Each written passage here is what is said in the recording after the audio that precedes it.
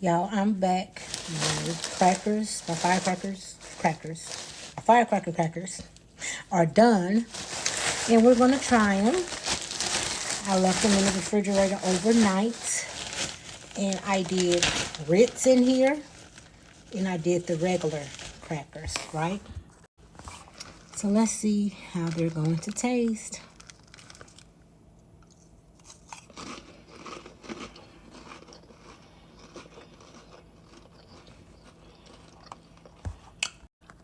Y'all, these are bomb. And I'm not just saying that. And I was hoping that's what my reaction was going to be.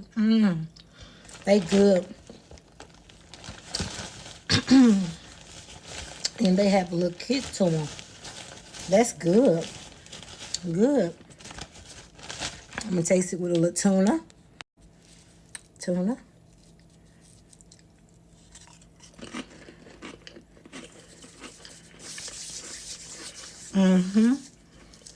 Yeah. Make you some.